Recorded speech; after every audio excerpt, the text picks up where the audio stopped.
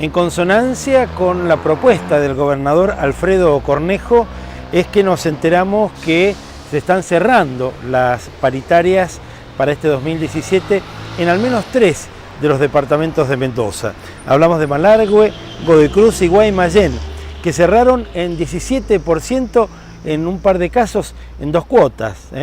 Y uno no puede evitar preguntarse, tomando en cuenta el paradigma inflacionario con que se cerró 2016, de prácticamente el 41%, con algunas dudas y con otros números, pero hablando puntualmente del INDEC, se plantea 41% de inflación, y tomando en cuenta que la tendencia no es a la baja, bueno, nos cuestionamos si verdaderamente 17% de aumento va a alcanzar para los municipales, que por otra parte, recordemos, tienen su sueldo muy retrasado. Incluso hay una denuncia de concejales de Guaymallén que plantean que la empresa de recolección, que tienen varios municipios y que se llama Santa Elena, está conformada por un conjunto de hombres y mujeres que cobran hasta 3 veces más que los propios municipales. Es decir, que nos queda la duda y que nos hacemos una serie de preguntas, seguramente como vos y como estos docentes que vas a ver ahora, que hace días nada más en la puerta de Casa de Gobierno, liderados por la conducción provincial del SUTE, reclamaban de este modo, entre vallas. Estamos hablando de compañeros de cuarto llamado, estamos llamando a compañeros de cambio de artículo, no les están dando la continuidad.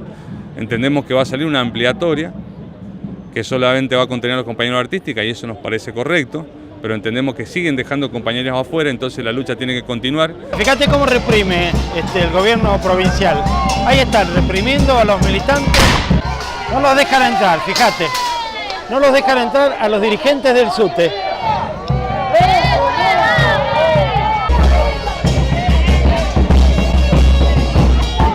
Y realmente que nosotros podamos ahí conseguir arrancarle al gobierno las continuidades para todos los trabajadores y que todos podamos terminar bien el año.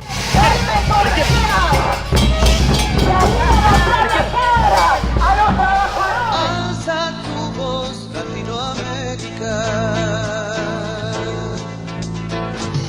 Para nosotros siempre será Latinoamérica. ¿Cómo ves el país hoy, Gonzalo? Bueno, con mucha preocupación. Creo que más allá de los matices políticos que tenga cada uno, cada cual, creo que ciertamente, al menos en el plano que a mí me toca, que es el de la educación y el de la ciencia y la tecnología, la investigación, había un plan, había un esqueleto armado, un proyecto de país, una política que fuera más allá de la coyuntura. Claro. Y lamentablemente, con las políticas que se han tomado en los últimos tiempos, eso se ha visto en retroceso, ¿no? De hecho, incluso estuviste en una reunión nacional hace poquito, ¿no? Claro, sí, estuve en Córdoba junto con investigadores de CONICET, trabajadores de CONICET en general. Muchos de los jóvenes investigadores que hemos sido recomendados y no, digamos, por las comisiones de CONICET, pero no ingresamos por falta de presupuesto a la carrera de investigador. Claro. Así que bueno. Falta de presupuesto son 3 palabras que hace muchísimos años que no se escuchaban en el ámbito de la investigación en la Argentina, ¿no? Sí, lamentablemente se han vuelto a escuchar esas palabras. Sí, además con argumentos que son un poco, deshonestos e incluso que nos hacen enojar bastante, que es que, por ejemplo, mucho de ese presupuesto que se invierte en ciencia y técnica se puede destinar, no sé, a la pobreza, y entonces se ha puesto como excusa el 30% de pobreza para recortar en ciencia, lo cual es una barbaridad porque, si hay algo que apunta a mejorar la calidad de vida en general, no es la investigación, es el conocimiento, la educación en general. Y entonces hacer un recorte en esos ámbitos cuando uno ve que plata hay, digamos, ¿no? Para otras cosas, ¿no? Pero además se echó a andar un ejército de trolls al respecto. Sí. Cosa que nos preocupa y mucho, porque es cuando una de las usinas del poder dice péguenle a la investigación, a la ciencia y a la tecnología. Sí, sobre todo los que nos dedicamos a ciencias sociales y humanas, que es mi caso, vengo del área de la filosofía, hemos sufrido una campaña. De hecho, hay estudios que ya se han hecho sobre cómo han funcionado los trolls a través de Twitter y mecanismos bastante complejos para mí de explicar, pero que bueno, evidentemente han puesto un ejército a comunicar, a tratar de instalar una opinión pública negativa, que de todas maneras no ha logrado el efecto, me parece, porque la sociedad argentina, por su tradición de universidad pública y su defensa de la educación, digamos, no nos ve como enemigos a los investigadores de CONICET, contrario, ¿no? Sino todo lo contrario, exacto. Incluidos esos más de 1000 que fueron recuperados para nuestro país y que volvieron a la Argentina hace algunos años y que ahora seguramente están preocupados por esta situación. Bueno, no, ni país, hablar, ¿no? hay casos de gente que ha dejado cargos, familia, que ha tenido que mudarse desde Europa o Estados Unidos o de otros países, y bueno, y que ahora está en una situación de incertidumbre. Además se interrumpe con ese plan, ¿no? Se interrumpe con esta política de traer a los científicos de vuelta, a los investigadores de vuelta al país. Bueno, eso la verdad que es obviamente muy grave, porque quizás una de las cosas que más se destacaba de la política científica anterior tenía que ver precisamente con eso, ¿no? Claro, y que el propio presidente Macri ha destacado y valorizado el momento de los debates y las discusiones previas a las elecciones, y después efectivamente ha hecho todo lo contrario. Entonces, se borra con el codo, quizás. Sí, ¿no? claro, sí. Por eso yo en una de las reuniones decía a mis colegas que, bueno, incluso muchos de los colegas que han votado a este gobierno se sienten decepcionados. No es mi caso, ¿no? Digamos, pero muchos de los colegas que sí han apostado. ¿No es tu caso porque vos no lo votaste o no, porque yo te decepcionaste? No, porque no lo voté, pero Me aún gusta así. hacerle un juego de palabras así a un filósofo. No. Era para hacer un ratito de puya al aire. No solo que no lo voté, sino que, digamos, de algún modo estoy muy en contra y de algún modo muchos sabíamos lo que iba a pasar, pero otra gente creyó y apostó a que la continuidad de Barañao en el Ministerio de Ciencia y Tecnología, viniendo de la gestión anterior, iba a continuar con esa política. Por otra parte, y eso Barañao deja mucho que desear. Bueno, ¿no? precisamente por eso, a eso voy, digamos, que incluso la gente que confió en este gobierno, digamos, en todo derecho, por supuesto, y eligió esto, Claro. apostaba a que Barañao iba a continuar con las políticas de investigación, con lo que se venía haciendo, y bueno, obviamente está haciendo todo lo contrario. Entonces toda la comunidad se siente muy decepcionada, defraudada. ¿Qué dictás en la Universidad de Massa? Bueno, en la Massa doy una materia desde hace ya 10 años que se llama Corrientes del Pensamiento Contemporáneo. Bien. Así que... Bueno, se me ocurre que la palabra ética tiene un lugar, ¿no? No solo ética, digamos, sino pensamiento crítico, algo que el filósofo, está como en duda, ese ¿no? filósofo, digamos, así de la corte macrista que es Rosichner, ha puesto en duda con esta filosofía del entusiasmo, ¿no? Bueno, eso es muy grave porque precisamente lo que tratamos de hacer los que nos dedicamos a la filosofía es promover el pensamiento crítico, ¿no? Bueno, y parte... Y no temerle, y no indicar temerle. No, claro. ¿no? Aparte el argumento de Rosichner es como, bueno, el pensamiento crítico es negativo, es pesimista, mala onda.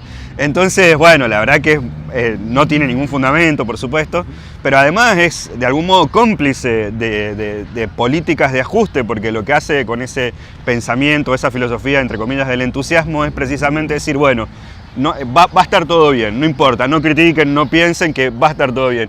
Y la verdad es que llevamos un año y no está todo bien, sino que muy por el contrario las cosas van para peor cada vez más. Uno pensaría que el pensamiento por definición es crítico. Por supuesto. Pero entonces tiene que incluso subrayarlo con la palabra crítico para volver a ponerlo en un lugar donde parece está siendo corrido. Yo creo que el pensamiento, digamos, o es crítico del poder o es crítico del poder real o es cómplice, digamos, ¿no? Y bueno, me parece que acá hay algunos que están siendo cómplices de ese poder real.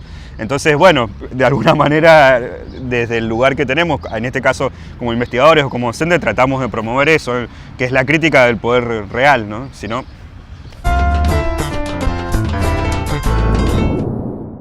Tengo.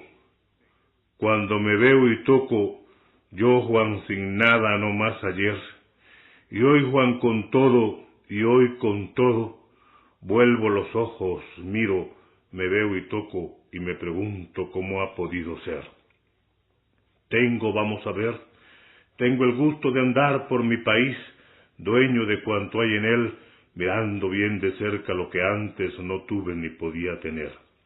Zafra puedo decir, monte puedo decir, ciudad puedo decir, ejército decir, ya míos para siempre y tuyos, nuestros, y un ancho resplandor de rayo, estrella, flor. vamos a ver, tengo el gusto de ir, yo campesino, obrero, gente simple, tengo el gusto de ir, es un ejemplo, a un banco y hablar con el administrador, no en inglés, no en señor, sino decirle compañero como se dice en español. Vamos a ver, que siendo un negro, nadie me puede detener a la puerta de un dancing o de un bar, o bien en la carpeta de un hotel gritarme que no hay pieza, una mínima pieza y no una pieza colosal, una pequeña pieza donde yo pueda descansar. Vamos a ver, que no hay guardia rural que me agarre y me encierre en un cuartel, ni me arranque y me arroje de mi tierra al medio del camino real. Que como tengo la tierra, tengo el mar, no country, no high life, no tenis, no yacht, sino de playa en playa y ola en ola, gigante azul abierto democrático, en fin, el mar. Vamos a ver, que ya aprendí a leer, a contar, que ya aprendí a escribir y a pensar y a reír. Que ya tengo donde trabajar y ganar lo que me tengo que comer. Vamos a ver, tengo lo que tenía que tener.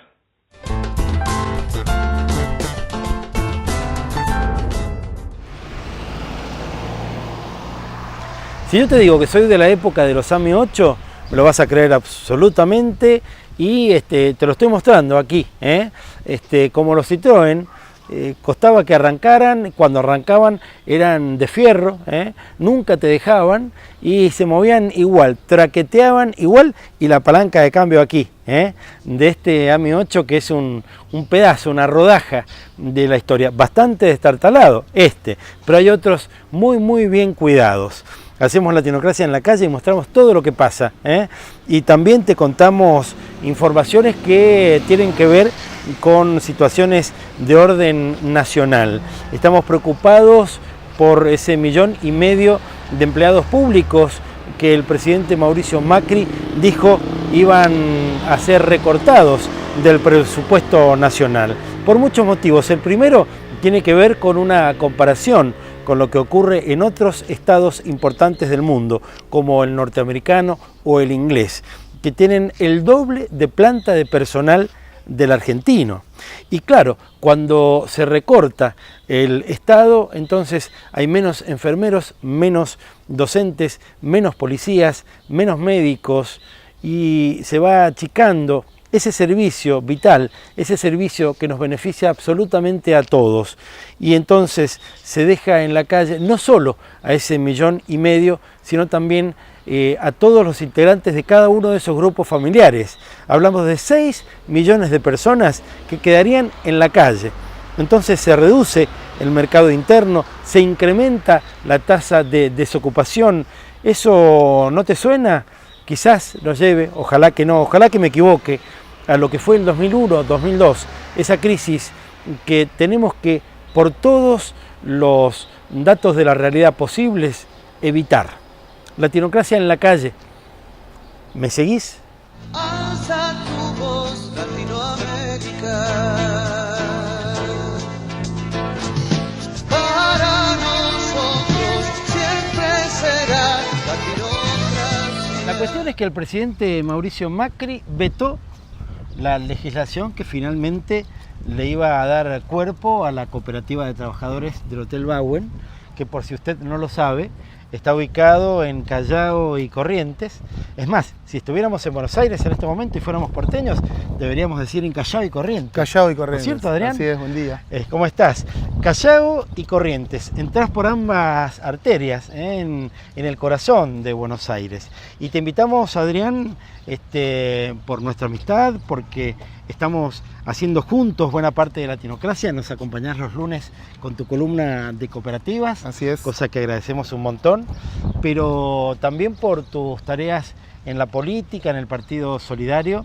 Es que tenés bien conocido y bien manejado el tema de lo del Bauen, donde Carlos Heller ha cumplido un papel importantísimo, ¿no? Sí, la verdad que sí, y en este momento lamentablemente me da justo 31, nos encantaría decir que buen momento para brindar y en realidad no es un buen momento Qué para bueno brindar. sería, claro, ¿no? pero no se puede. Tal vez nos gustaría brindar por lo que falta hacer, pero la verdad que el tema del veto presidencial ha sido un verdadero golpe, no solamente para el cooperativismo, sino en relación también a lo que tiene que ver con la construcción de derechos, ¿no? Claro. Nosotros nos da mucha preocupación que un presidente tenga esta mirada, que este presidente tenga esta mirada sobre, no solamente sobre el cooperativismo, sino sobre el trabajo formado, ¿no? Sobre el trabajo en su conjunto, porque en realidad el tema del veto bien lo expone el presidente, marcando que el Estado no puede gastar dinero en algunas cosas como estas. Pero sí se gasta, por ejemplo, en los fondos buitre,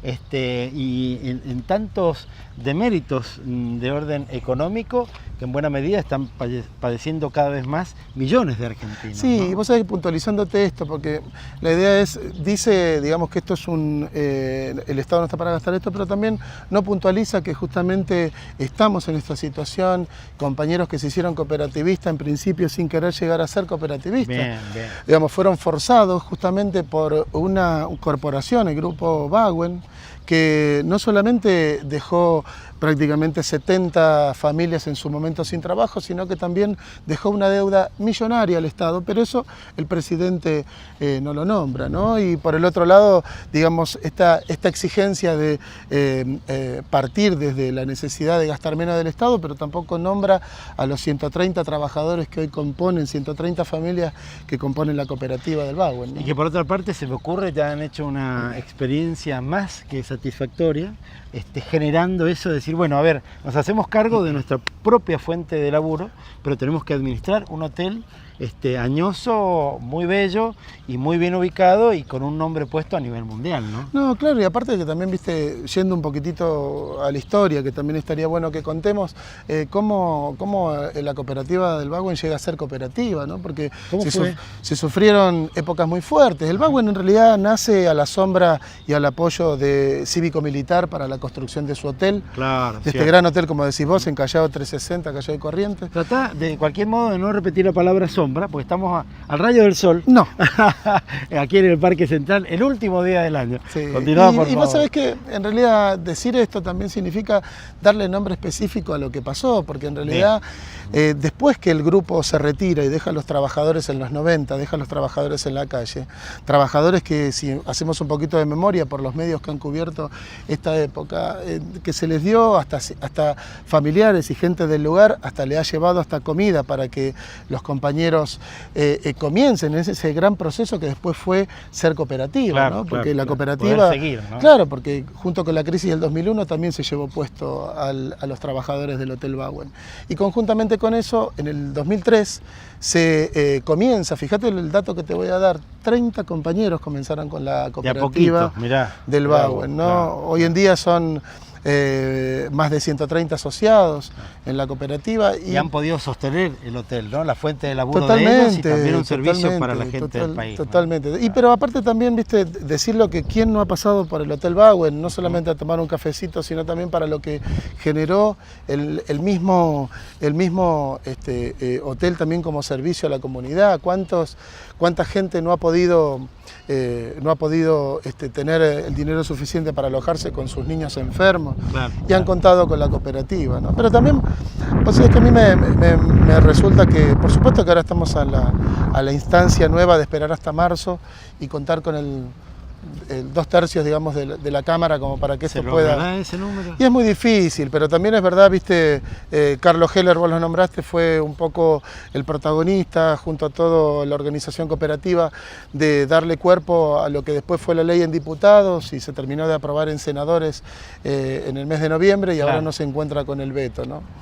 Es decir, que esas familias terminan muy mal el año con un estado como mínimo de zozobra y prendiendo velas para que el Congreso, ojalá en una mayoría tan importante como la necesaria, vuelva a desempolvar el tema y a tratarlo a partir de marzo. Desde aquí hacemos votos para que sean suficientes esos votos, ¿no? Claro, claro que sí. Porque de lo que se trata es no solo de, bueno, que finalmente quede con los fondos necesarios y pueda comprarse el hotel, sino también el hecho de poner negro sobre blanco la historia de un conjunto de trabajadores que pueden seguir siendo un faro nacional respecto de cómo recuperar empresas que por algún motivo se perdieron, ¿no? Sí, y te quería decir esto también, a modo de trabajo que estamos empezando a hacer en todo lo que es el solidario a nivel país, estamos empezando a hacer un trabajo de difusión, de comentarle, un poco de contarle también a la gente lo que significa el trabajo cooperativo y lo que significa también no solamente para el mundo cooperativo, porque no es únicamente lo que convoca el cooperativismo, sino también tener esta mirada, ¿no?, de un Estado que se empieza a alejar de las cuestiones públicas y verdaderamente esto es lo doloroso, ¿no? Un gobierno impiadoso, un gobierno que no discrimina en este tipo de cosas cuando tiene que darle el golpe certero a los que menos tienen. Y eso me parece que es importante rescatarlo. Un dato importante para rescatar en un día también muy importante que cierra este 2016.